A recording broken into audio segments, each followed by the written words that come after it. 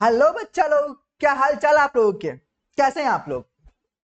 चलिए, तो हम लोग आज के वीडियोज में ना एक बहुत इंपॉर्टेंट टॉपिक को लेकर बात करने वाले हैं, जिसमें आप लोग को ऑलरेडी थंबनेल दिख गया होगा कि भैया हम लोग के लॉ में एग्जाम्शन कैसे लेकर आना है। ऐसे क्या क्या चीजें हैं जिसको अगर हम लोग फॉलो करते हैं तो लॉ में एग्जाम्शन आ जाए। अगर यहाँ पे एग्जाम्शन आता है या मोर देन अगर 70+ मार्क्स आता है ना, तो आप लोगों का जो रैंक आता है ना, उसमें भी ये सब्जेक्ट बहुत ज्यादा हेल्प करता है। तो भाई इसके लिए क्या है चीजें जो हम लोग को करनी चाहिए। और ऐसे अगर बात करें ना, तो बहुत सारे बच्चे ऐसे भी हैं जो बहुत बार ऐसा है ना, जो अग्रीगेट में पास तो हो जाते हैं, बट लॉ ऐसा सब्जेक्ट है ना जहां पे ड्यू टू रिटन प्रैक्टिस या और भी बहुत सारे रीजन के कारण उनका आगे क्लियर नहीं हो पाता है। राइट। तो आप लोग के लिए क्या क्या चीजें हैं जिसको फॉलो करनी चाहिए, मैं इस वीडियो में उन सारे टॉपिक को लेकर बात करना चाहिए। तो देखो भाई साहब, आप लोग के लिए पूरा पूरा एकदम 10 पॉइंट्स है। अगर ये आपने 10 पॉइंट को प्रॉपर्ली फॉलो कर लिया तो ट्रस्ट मी, आपका एग्जाम्शन छोड़ो, मोर देन 70 मार्क्स पक्का आएगा।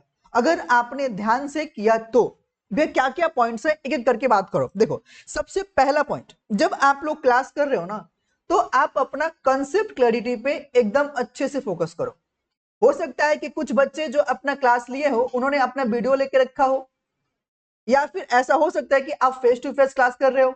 मेरा बात समझ पा रहे हो? तो देखो भाई साहब, आप जैसे भी क्लास कर रहे हो, तो पहला बात यह कि आप अपना क्लासेस एकदम प्रॉपरली करो, एवरी क्लास को अटेंड करो। ये नहीं कि जब नया नया जोश आया तो प्रॉपरली क्लास किया, बाद में फिर क्लास से गायब हो गए, या वीडियो को सोचे कि यार चलो यार ये चैप्टर का वीडियो पहले बैकअप कंप्लीट कर लेंगे, न्यू चैप्टर से क्लास स्टार्ट करेंगे। ये भी मत करना।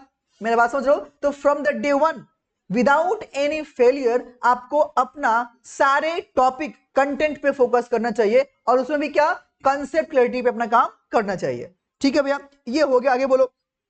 अगला चीज, जैसे आपका क्लास हो गया ना, उसके बाद में जो भी आप मटेरियल फॉलो कर रहे हो, मैं तो आपको बोलूंगा कि इंस्टीट्यूट का मटेरियल तो एक बार पक्का से रीड करना, ध्यान रखना इस बात का। राइट। तो जो आपने पढ़ा, आप उसके हर पॉइंट को आप एक बार खुद से रीड करो।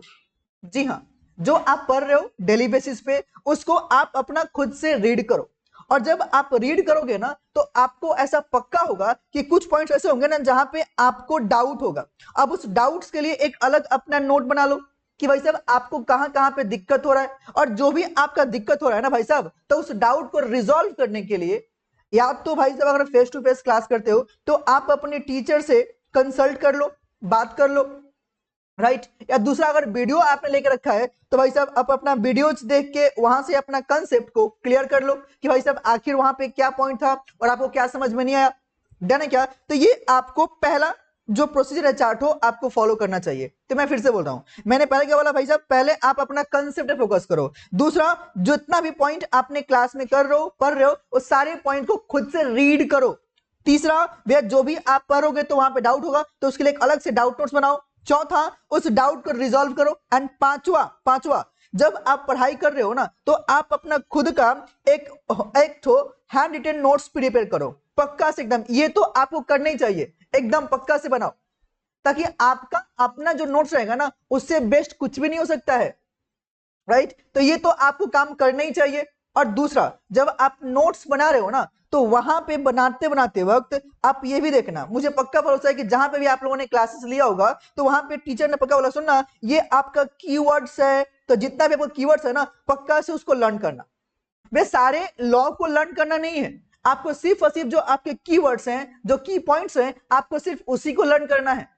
भाई साहब देखो, पूरा लॉ रीड करना किसी भी इंडिविजुअल के लिए, राइट, नेक्स्ट टू इम्पॉसिबल है। तो ये पॉसिबल है नहीं, तो भैया करें क्या भाई साहब, की वर्ड्स जो है ना उसको तो याद कर सकते हैं, और देख भाई ये आपको याद करना पड़ेगा। ये भले ही कोई बोले या ना बोले, आपको लर्न करना ही पड़ेगा, ऐसा कुछ दूसरा सब्स्टिट्यूट नहीं है। तो you must have to follow this things. Right. दूसरा, जब आप कीवर्ड्स को लर्न कर रहे हो ना, तो सोचो जैसे मान लो आपने पूरे दिन में पढ़ाई किया, पढ़ाई करने के बाद में आपको ध्यान रखना है कि भाई साहब लास्ट में उसको एक बार रिकॉल पक्का से करेंगे, रिकॉल एकदम करेंगे। अपना आराम से रात को सोने से पहले अपना आईज क्लोज करेंगे, and just I am going to revise कि मैंने लॉ में क्या पढ़ा, हाँ ये पढ़ा, हाँ फिर ये पढ़ा, हाँ फिर ये पढ़ा। राइट। और देखो कि जो आपने पढ़ा कि आपको पूरा पॉइंट्स याद आ रहा है कि नहीं, रिकॉल हो रहा है कि नहीं। रीड, लर्न एंड रिकॉल, कौन सा भैया, रीड, लर्न एंड रिकॉल। ये ध्यान रखो, रीड, लर्न एंड रिकॉल, ये आपको करना पड़ेगा। अगर ये आपने प्रॉपरली फॉलो किया ना तो ट्रस्ट मी भाई साहब, आपका एग्जाम्शन तो छोड़ो, मैं बोल रहा हूं ना एकदम मोर देन 70 मार्क्स आएगा, एकदम आएगा, राइट। अगला भी बात बोलो, अगला क्या है? अगला है रीड एंड राइट। वे क्या लिखूं? अब इसमें क्या लिखना है? सुनो, रीड एंड राइट का मतलब ये है कि जब आप प्रॉपरली सब चीज को पढ़ लिया ना, आंसर है हाँ, अब उस चीज के लिए आपने प्रॉपरली नोट्स बना लिया, आंसर है हाँ, तो लिखने का काम हो गया। अब सोचो मेरा मेन बात वे क्या, चैप्टर वाइज इंस्टीट्यूट के मटेरियल का जितना भी आपके पीछे का क्वेश्चंस है, ध्यान सुनना, जितना भी आपका पीछे का क्वेश्चंस है टेस्ट योर सेल्फ वाला, उसके हर एक क्वेश्चन को प्रॉपरली प्रैक्टिस करना है, एक भी क्वेश्चन वहां से नहीं छोड़ना है, एक भी नहीं। अगर आप लोगों ने पीवाईक्यू ध्यान दिया होगा तो ट्रस्ट मी, जो बैक क्वेश्चन है ना टेस्ट योर सेल्फ का, वही सेम क्वेश्चन आपके टेस्ट में दिया जाता है, सॉरी आपके एग्जाम में आता है, एकदम आता है। दूसरा सबसे इंपॉर्टेंट, जब आप लोग इंस्टीट्यूट का मैथ प्रीफर करोगे, पढ़ोगे, राइट, तो वहां पे ना बहुत सारे एग्जांपल्स रहते हैं, आपने कभी ध्यान दिया होगा, एग्जांपल्स रहते हैं उस पॉइंट को, उस प्रोविजन को समझाने के लिए, तो उस एग्जांपल्स को भी ना आप लोग को अच्छे से माइंड में रखना चाहिए। वैसे क्यों बोल रहा हूं, मैंने देखा है पीवाईक्यू में, अगर आप कभी ध्यान दो तो भाई साहब जो आपका एग्जांपल्स रहता है ना वही आपके क्वेश्चंस में as a case study question डाल दिया जाता है। मतलब भैया हम लोग कुछ भी छोड़ना नहीं है, नहीं भाई साहब, एक बार आपको रीड तो करना ही चाहिए, that is what I am trying to say. Done, बेटी के अगला चीज सुनो भाई साहब, जितना भी क्वेश्चंस आपके हैं वो चाहे आपके आईसीआई मटेरियल हो, चाहे आपका आरटीपी हो एंड आपके एमटीपी हो, RTP and MTP last 5 years का आई वुड सजेस्ट कि भाई साहब आपको करना चाहिए, एकदम करना ही चाहिए। अगर ये आप नॉर्मली कर रहे हो ना तो ट्रस्ट मी ना यार, मैं तो बोल रहा हूं आपका एग्जामिनेशन पक्का है एंड फेल होने का तो कोई चांस ही नहीं है, ये तो मैं आपको प्रॉपरली गारंटी से बोल सकता हूं। लेकिन तब जब ये आपने पूरा 10 पॉइंट को फॉलो किया, तब भैया 10वां पॉइंट क्या है, रिटन प्रैक्टिस, मतलब क्या, सारे चैप्टर का जितना चैप्टर्स है ना उसका एटलीस्ट कितना भैया 3 to 4 क्वेश्चंस लिख लिख के प्रैक्टिस करो, ये तो आपको करना ही चाहिए। कितना, 3 से 4 क्वेश्चन एकदम पक्का से करो, इसको तो छोड़ने का ऑप्शन ही नहीं है। अगर सुनो एटलीस्ट मैंने बोला मतलब क्या, मोर देन 3 to 4 आप कर सकते हो एज पर योर टाइम।